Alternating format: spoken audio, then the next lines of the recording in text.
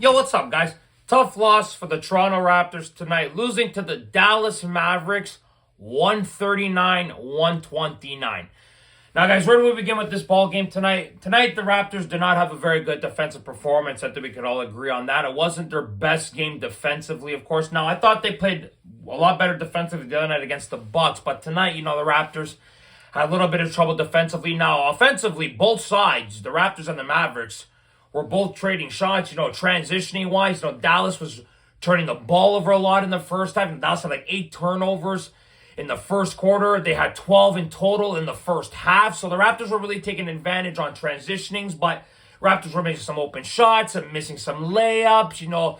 The Mavericks down low were dominating the Raptors, of course. You got guys like Anthony Davis, you got Lively down there. They don't even have Gafford, for God's sakes, and they were making the Raptors' life very difficult tonight, of course. Then also you got guys like D'Angelo Russell, and then you got the new Maverick, the first overall pick, Cooper Flag tonight, obviously. And the Mavericks have started off the year 0-2, so they really desperately needed a win tonight before obviously not falling 0-3. They could have fallen 0-3 tonight, but unfortunately tonight the Raptors did lose. Now, Scotty Barnes had an incredible game tonight. Scotty had 33 points, 11 rebounds, guys, 6 assists on 13 for 24 shooting. Scotty was spectacular tonight. Best game of the season so far by him. Brandon Ingram had a solid game as well after coming off 29 points the other night against the Bucks, having 22, 6, and 3 for 10 to 16 shooting. So those guys there were scoring. Unfortunately, RJ Barrett got into some foul trouble, but he had 16 points in 27 minutes. Of course, even Jakob Poeltl had some trouble tonight with foul trouble as well, and also having a little bit of backstab. But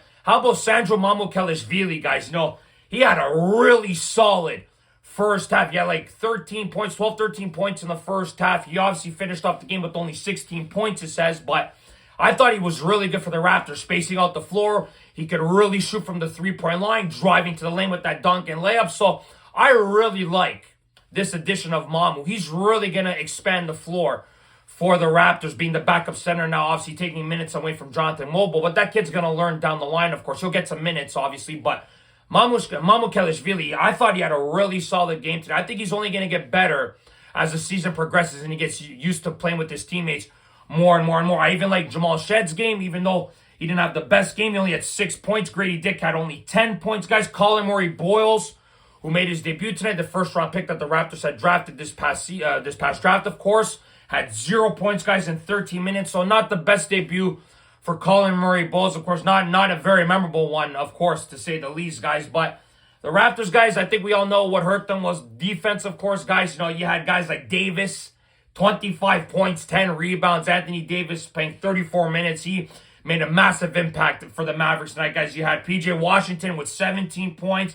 Flag had a career-high 22 points. Obviously, he's only played 3 games, but 22 points for this kid is really impressive. Of course, he had that amazing dunk as well on Mamu, of course. It was a posterizer. Great dunk by the kid. This kid's going to be a hell of a player in the NBA, guys. Cooper Flag, I just cannot believe the Mavericks got this kid after trading Luka Doncic. It's just red flags all around with that pick, but this kid's going to be a hell of a player. Like I mentioned, Russell, solid game by him, making some three-pointers, wreaking havoc for the Raptors tonight, having 24 points on 29 minutes. And they don't even have Kyrie Irving, for God's sakes, the Mavericks. Obviously, Kyrie Irving tearing his ACL last year, and Russell coming in to replace him for now. Man, oh man, when Kyrie Irving does get back, you're going to have this guy in Irving as your backups, him as your backup and Irving as your starter. Man, the Mavericks have some really good pieces. You even had Christie with 17. You had Marshall with 12. So the Mavericks had a lot of guys in double figures. Klay Thompson had 10 points, guys. So you got 1, 2, 3, 4, 5, 6, 7 Mavericks in double figures. Kind of like what the Raptors did the other night against the Hawks. Now, speaking of that, the Raptors, you guys remember, had that 16-2 run at the end of the third quarter, and then the Mavericks did that to the Raptors tonight. The Mavericks went on like a 12-0 run near the end of the quarter, and that's what ended up screwing the Raptors at the end of this game, guys. The Raptors, unfortunately, couldn't cut that deficit down to tie the game up. The Mavericks took control of that game near the end, guys. The Mavericks were drawing fouls, getting to the line, of course, and that's where the game ultimately ended itself. The Mavericks had 39 free throw attempts compared to the Raptors' 24. Even the coaches, I don't think they like the calling too much. The referees making some questionable calls, of course, So once again, the NBA, obviously, you're going to have questionable refereeing decisions every bloody night, guys. This is the NBA, and how it operates now, guys. But the Raptors, they had 16 turnovers. Mavericks had 20, but the thing is that Dallas dominated in the paint, guys. 70 points in the paint compared to the Raptors' 58.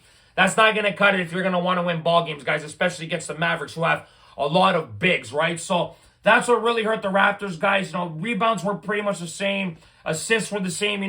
Things like that were the same. But Dallas obviously outscored the Raptors in that second half. That was a really big reason why the Raptors lost the game. Dallas had 39 points in the third. Raptors only had 25. And then in the fourth, Raptors had 38. Dallas had 36. But the game was basically a wash by that point in time, guys. So tell me your thoughts and opinions about this game today, guys. I think the Raptors can improve defensively on some aspects. Maybe not turning the ball over as much. Raptors have been turning over the ball a little bit too much. Make your damn shots. Make your damn free throws. That's what really hurt the Raptors the other night against the Bucks.